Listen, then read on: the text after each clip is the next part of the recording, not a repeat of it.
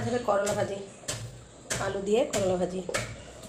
আর হবে এই যে ডাটা ডাটা আর মসুরের ডালে বড়া দিয়ে আলু দিয়ে ঝোল। নিরামিষ আজকে একদম। টুকাই এই আলু নিয়ে তো কটা নিচ থেকে ঝুড়িতে করে। যে মসুরির ডালে বড়া দেবো মসুর ডাটার মধ্যে, তো এগুলো আমি আগে এই 1.5 ঘন্টা 2 ঘন্টা আগে ভিজিয়ে দিয়েছিলাম। এবার শিলপাটায় বেটে নেব। মিক্সিতে বাটতে পারো কিন্তু শিলপাটাতে বেশি ভালো হয়। আর মশলাগুলো বেটে নেবো একসঙ্গে। তো চলো বাটা কষা করে নিই। দেখো কি সুন্দর ভেজে গিয়েছে, মোটা মোটা হয়ে গিয়েছে একদম।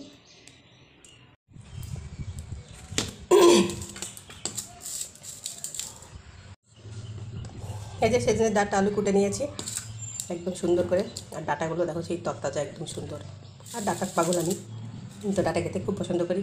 আর এখানে হচ্ছে মসুরির ডাল বেটে নিয়েছি।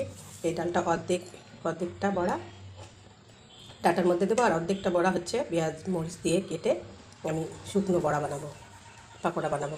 মসুর ডাল পাকোড়া খেতে খুব ভালো লাগে, স্বাদ লাগে। তো একদম শিলে সুন্দর করে বেটে নিয়েছি।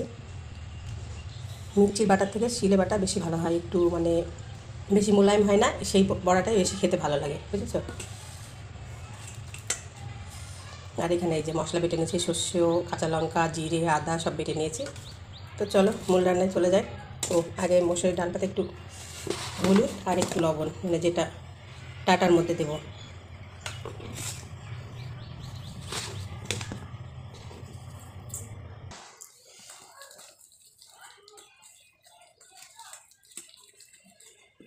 লবণ আর হলুদ দিয়ে মাখিয়ে নিলাম শুধু এটা।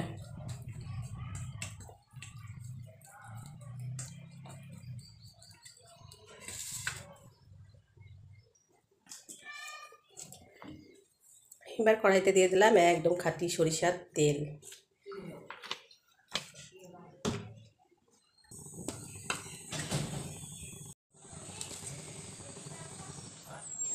তেলটা ভালোভাবে গরম হয়ে গেছে। এইবার ছোটো ছোটো করে বড়া করে নেব, বেশি বড় করবো না, ছোটো ছোটো করে নেব।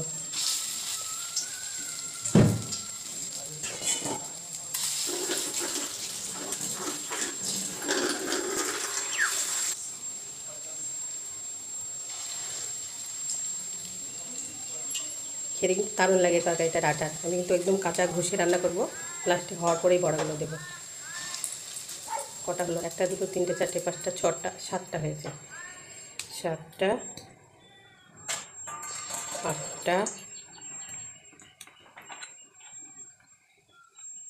আর একটা হবে ছোটো মতো।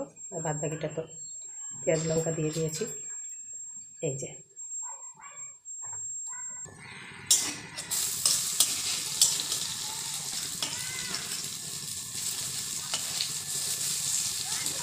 উল্টে একটু লাল লাল করে ভেজে নেব।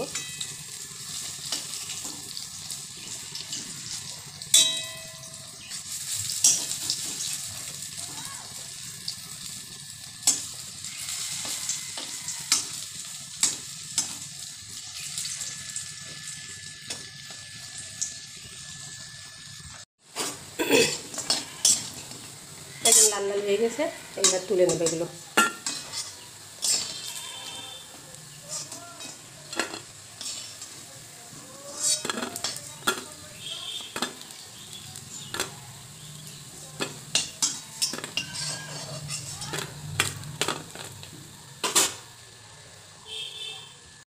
ওই তেলের মধ্যে আরেকটু তেল দিয়ে দিলাম।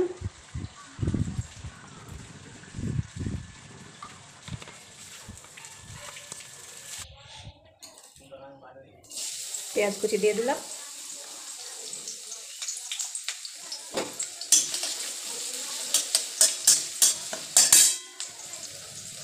আর বাটা মশলার মধ্যে এই যে লবণ হলুদ স্বাদ মতো দিয়ে দিয়েছি, আর মশলা তো দিয়েছি।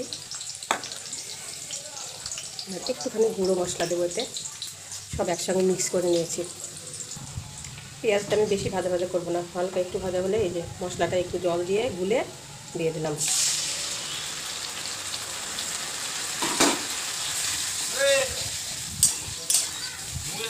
মশলাটা কষানোর অত বেশি দরকার নেই।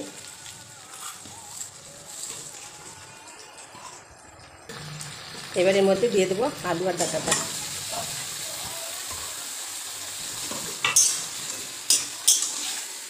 মশলাটা কিন্তু আমি ভালোভাবে করছি না, একটুখানি একটু গরম মানে পেঁয়াজের দিতে দিয়েছি, তাই একটু কাঁচা কাঁচা ধরনের রান্নাটা হবে, তাহলে বেশি টেস্ট লাগে খেতে। এই ডাটার তরকারিটা সর্ষে বাটা দিয়ে আছে, বেশি কষলে স্বাদটা চলে যাবে।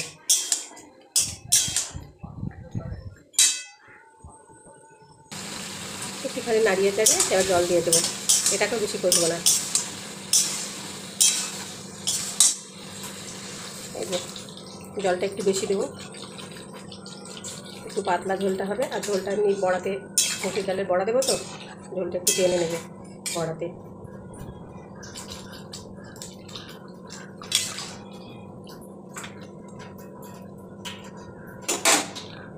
ও মশলা ধোয়া বাটির জলটা তো দেওয়াই হয়নি, একটু মেথি হালকা করে।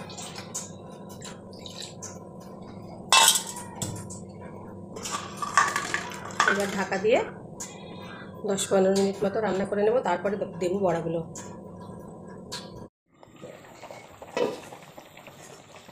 আর তরকারিটা কত দূর হলো দেখি, হয়ে গেছে, আলু সিদ্ধ হয়ে গেছে, মানে হয়ে গিয়েছে। এইবার দিয়ে দেবো বড়াগুলো। গ্যাসের আঁচটা কমিয়ে দিলাম, গ্যাসের আঁচ এমনি মিডিয়াম ছিল। এটা দিয়ে আমি ঢাকা দেবো না, একটুখানি ফুটিয়ে নামিয়ে নেব, সামান্য একটু।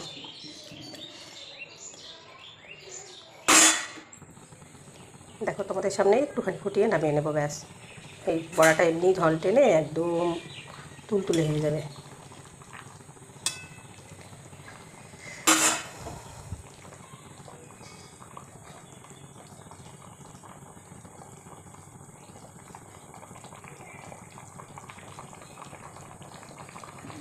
এবার গ্যাসটা বন্ধ করে দিলাম, নামিয়ে নেব।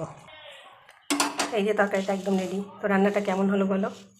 খেতে কিন্তু দারুণ লাগে, রান্নাটা খেতে আমি মাঝে সাথেই করি।